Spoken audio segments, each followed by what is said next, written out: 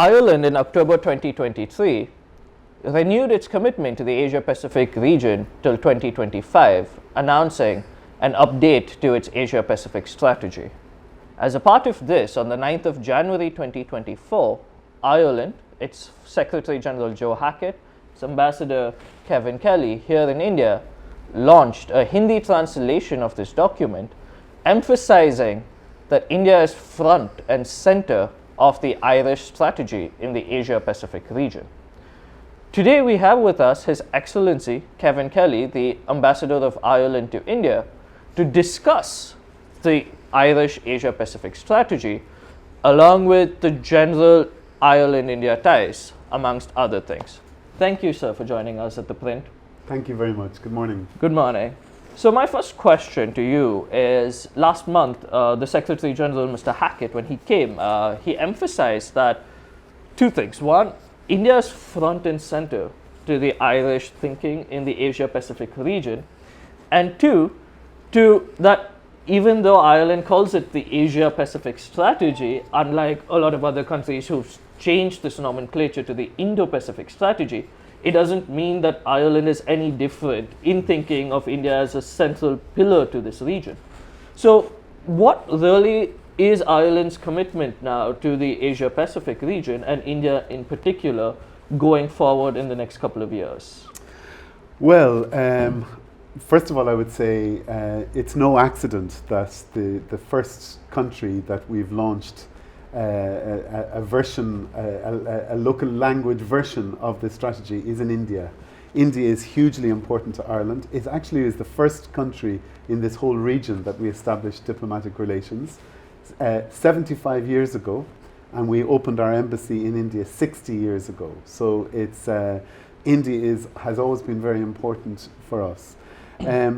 As you said, there's the nomenclature aside, the reason why we've left it called it the Asia-Pacific strategy is that this is a refresh, it's an update, partly because, as we all know, the world has changed massively in recent years because of pandemic, because of wars on our continent in Europe, because of a lot of other geopolitical developments. So it was felt that we needed to refresh and update this strategy.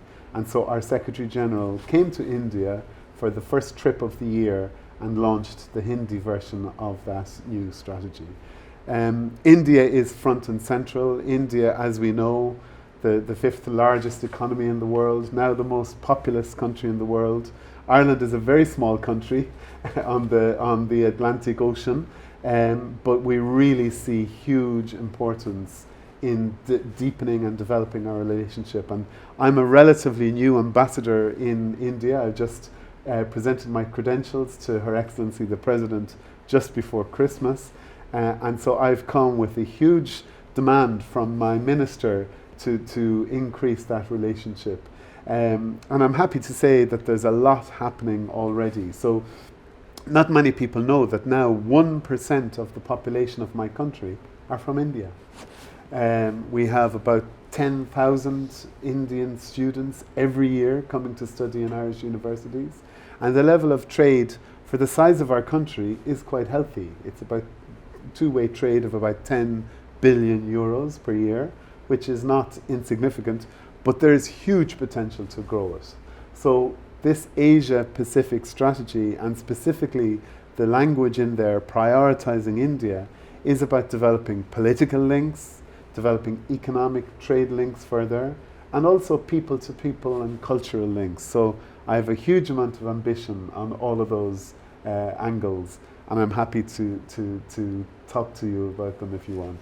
Right, and I mean, I'm just going to take that question a little bit forward, because I mean, a lot of people, at least growing up in India, we know about the historical ties. For example, the Home Rule movement, right? In 1916, it mirrored Irish history.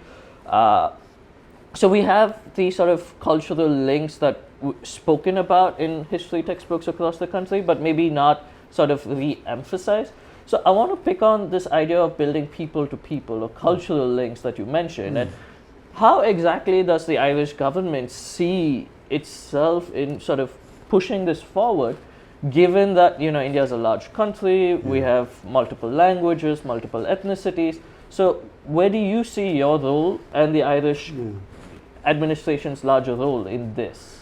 Well, look, thank you for giving me this opportunity to describe this, because as you kind of suggest, it's a story that's not widely known. Okay, I do meet many Indians who are in very senior positions in this country, and they've been educated by Irish nuns or Irish priests or brothers, and so there's a very proud connection with Ireland in that way. But not many people know our historical links. The fact that as India was fighting for its independence from from Britain, Ireland is actually Britain's oldest colony, and we had many centuries of struggle to get our own independence, and our revolutionary leaders in that struggle had a very close contact with their Indian counterparts, and we're learning all about that history, and we're trying to tell those stories. The fact that De Valera, who was one of our leaders in our revolution, had very close links with Nehru, and that there was a lot of exchanging of ideas about between the two countries. That to us is something that we're very proud of.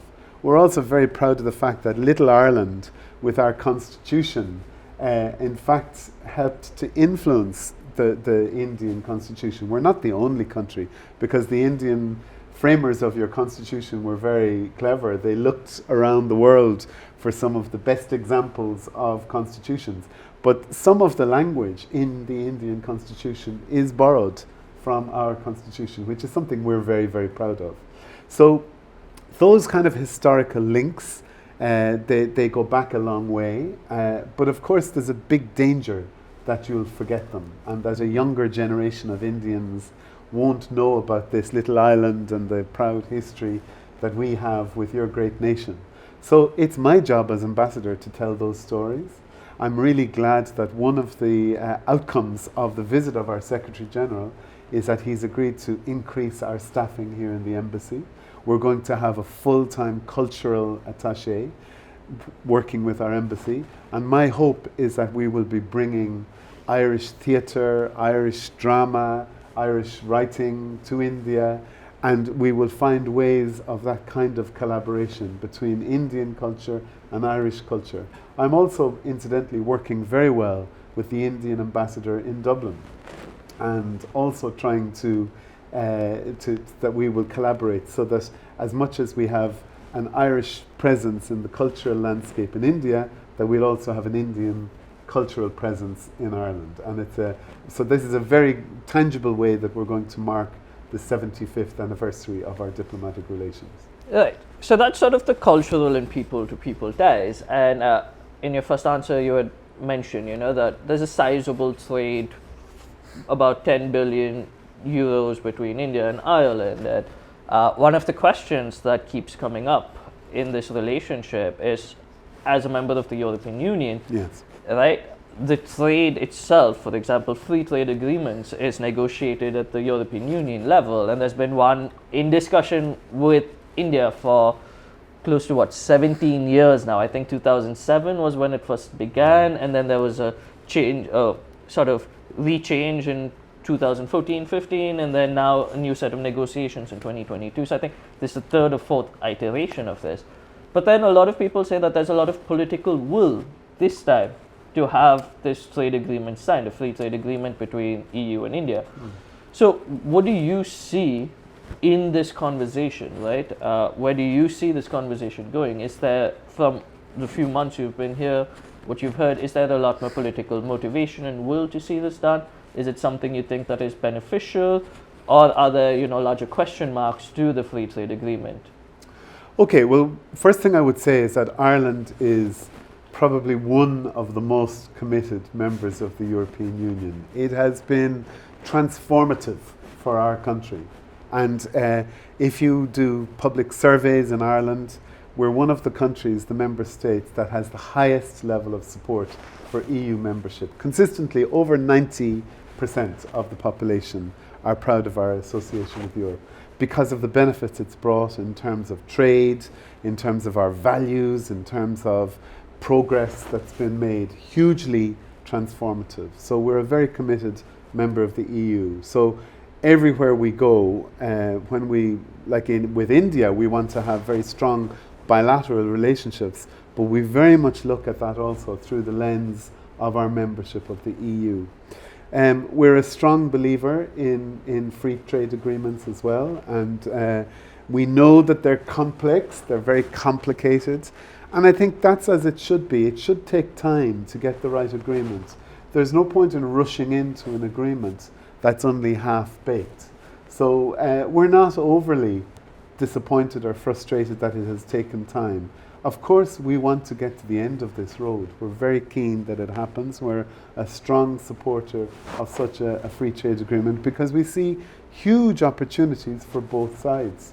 We see opportunities for India in terms of access to a market of over 500 million people, to a very advanced economy, a very joined up, integrated common market. We see real benefits, of course, for the Europe in having a relationship with a country which is a continent on the rise, you know, with huge capacities and opportunities, huge markets. There's real potential for engagement. And the only thing that can hold us back is if we were to be protectionist on either side. So I think that's why this free trade agreement is going to be so important in terms of moving away from any kind of protectionism towards less tariffs, more opportunities for engagement. So therein lies the real benefits. Right, and I just want to, you know, push this conversation a little bit more here, because free trade agreements has been something that the European Union has always pushed for. They have one pending with Mercosur in Latin America, but as we've seen since I think the 15th of January, there's been a lot of pushback amongst a lot of the civilian population in the continent. It started with the farmers' protests in Brandenburg Gate, then spilled over to France. Now you have all the way from the Benelux to Romania protests against a lot of trade policy that they see has not been good for civilians. How do you sort of juxtapose that kind of pushback amongst the European citizens to conversations on free trade, right? And a free trade agreement with a market of 1.4 billion people like India, right? So how do you see this conversation happening? Yeah, well, this is why I said these are complex agreements. They're not straightforward, and you know. So when you mentioned the Mercosur, which is the agreement with the South American countries, you know, there are a whole lot of interests.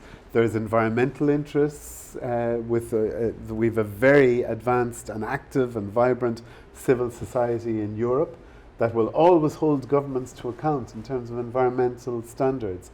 We've got very strong agricultural lobbies. You mentioned farmers.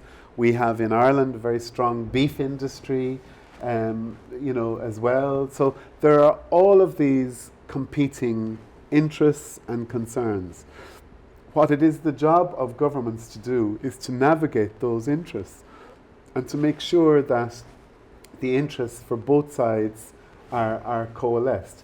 And that requires compromise and flexibility. There may be certain areas where agreement can't be found because of vested interests in Europe or in South America. Likewise, when we come to India, you know, there will be areas in which we will agree. There will be areas in which it'll be more difficult to get that kind of agreement. So that's why it takes time. But I don't think that the end results, the end benefits are such that we shouldn't shy away from maintaining that commitment. And you asked me earlier about whether I detect a growing political will. Well, what I can just say from the European side, there's huge political will for an agreement with India. There's a huge recognition of the opportunities. Within this whole region, of course, China is a very important trading partner, but India, there's real opportunities to expand that relationship, which I understand at the trade level at the moment is not at the same level as with China. So I think that's in our interest, that's in India's interest, and so it's about trying to find out where do our interests collide and managing the differences when they emerge. Fair enough.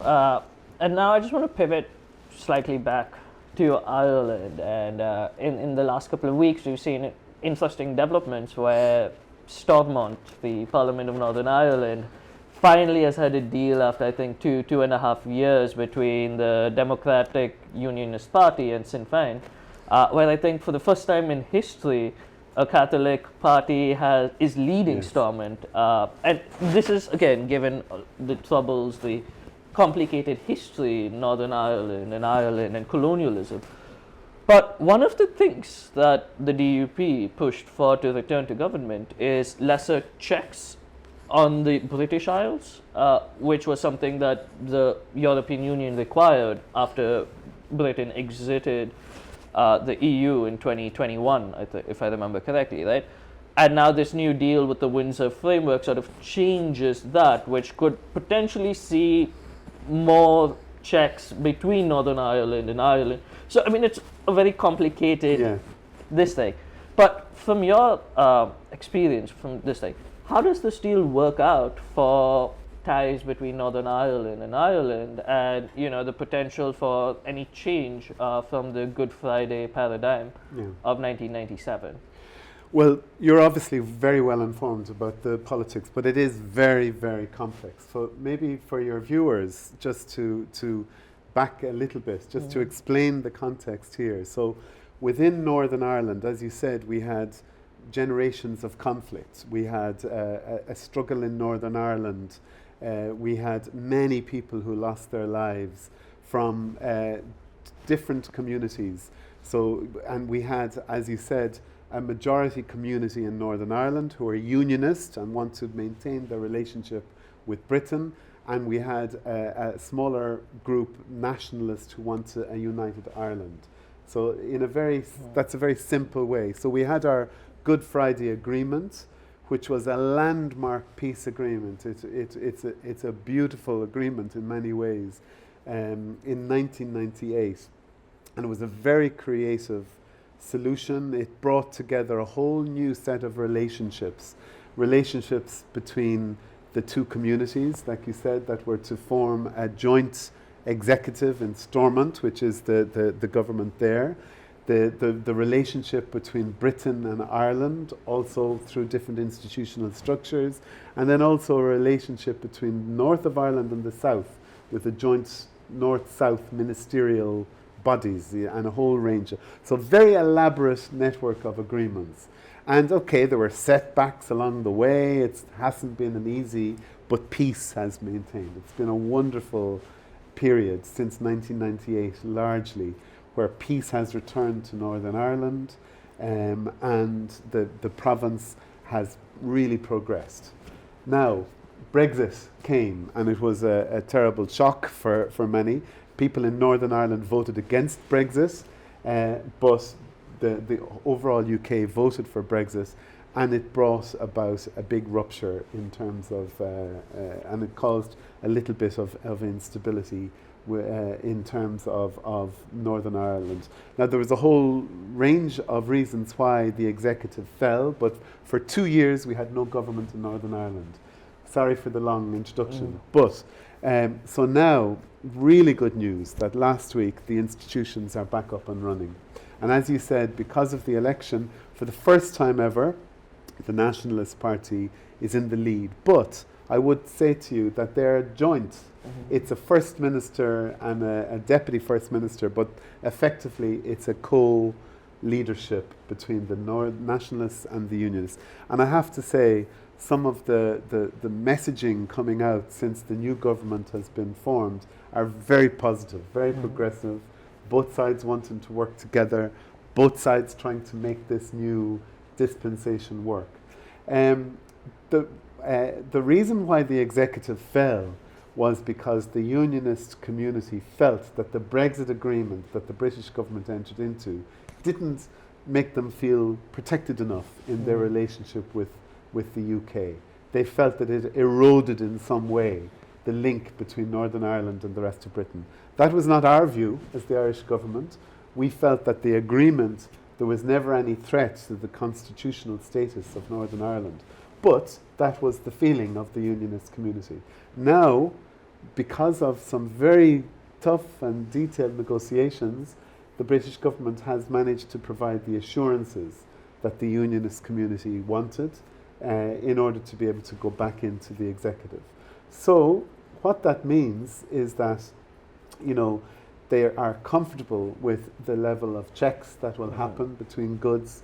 You see, the big challenge was to avoid having a border on the island of Ireland, because we felt, and there was a shared feeling, that any return to a border on the island of Ireland could lead to unnecessary tensions and possibility of conflict. So I think, in fairness, the British government, the Irish government, all parties recognised the need to avoid a border on the island of Ireland. And so what they have come up with now is a range of measures that will satisfy both the European Union, hopefully, and the British government and the unionists, so that this power sharing executive can continue to work. So in terms of your question, the relationships between North and South, we hope that these bodies that I talked about, these institutional structures between North and South, can now start again. And we can start having discussions about tourism, about agriculture, about partnership. And because the all-island economy, there are huge possibilities. So in many ways, I'll stop here. Northern Ireland now is in a very sweet spot, in our view, because it has access to the EU market, but it also is fully integrated within the United Kingdom, which is what the concern was of the unionist community. So we're very optimistic. This is a good news story for us, that we've finally got these institutions up and running.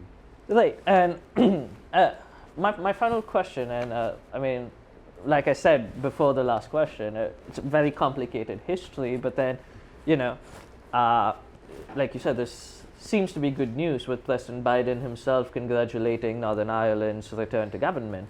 But saying that, I just want to pivot to something that Ireland is well known for through its history, and maybe you can give us a little bit of an explanation to this.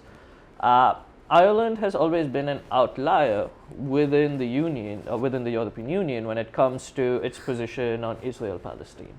After the attacks on 7th of October, you had members of parliament in Ireland who came out and said, you know, we need a ceasefire, much earlier than a lot of other leaders within the Union started. And it's always been considered sort of an outlier position. So if you could, you know, just explain sort of the history as to the Irish support for an independent Palestine, and how, you know, this is sort of developed to its current stance when it comes to the current conflict in Gaza. Okay, well, I'll start in a very genuine way by just saying that Ireland has always supported a two-state solution in Israel and Palestine. We have been very consistent. We've never changed our position. It's a view that's shared by all the political parties in Ireland and by the wider public. So you mentioned that there's a perception of Ireland being an outlier, but in fact, I'm always at pains to say that Ireland also very much supports Israel's, you know, right to defend itself, Israel's as a country, we value our bilateral relationships. We were horrified with the Hamas vicious attack on innocent civilians in Israel, and there is absolutely no excuses, no equivocation. That's absolutely our position. So Ireland being in favour of a two-state solution does not in any way negate our support for our bilateral partnership with Israel. Having said that, we also have been very keen to support the development of Palestine and its safety and its security, and any moves that we could encourage towards this two-state solution. There's strong support for that across the political divide in Ireland. There's strong support for that within the Irish population at large. And you are correct. Ireland, not just individual parliamentarians, but our government, we have been consistent in calling for a ceasefire, for calling for a humanitarian ceasefire. We also have very much demanded that Israel, in terms of defending itself, also respects the rules of war in terms of trying to protect civilian life. And we very much deplore the loss of life, both that happened because of the Hamas attacks and also the loss of life in Gaza in terms of civilians who have been caught up in this. So yes, we have been very consistent in really pushing for a humanitarian ceasefire, but that should not be seen as a partisan call. That's very much consistent all along with our principles, and we'd like to think that we have a values-based foreign policy that definitely. But if you have a values-based foreign policy, it requires that you speak out, and so we have done that, and our minister has done that. All right. So that was my last question. But before we end, I just wanted to check. I remember when the Secretary General came to India, he announced that there was an invitation to the President of India to visit Ireland. And, I just wanted to check, has there been any update on that in the last month, since January? I would love to be able to announce a date, but I'm very hopeful that visit will happen, and I'm really hoping it will happen this year. I think it would be a very nice way for us to mark the 75th year of diplomatic relations between Ireland and India, to have the honour of hosting the President Murmu in Ireland. We are still in discussions about dates. Okay. So unfortunately, I'd love to be able to disclose that, but as yet I don't have those dates myself, but very hopeful. I'm keeping my fingers crossed that it'll happen this year. That was my last question, I promise, Ambassador. Thank you so much for this conversation, and I think it was an interesting conversation for the viewers to understand the depth of Indian-Irish ties, history, as well as certain positions that we read about a lot when it comes from Ireland, for example, in Gaza, or, the Good Friday Agreement. So it was wonderful to hear from you, Ambassador, and thank you for joining us at ThePrint. Thank you so much. Thank you.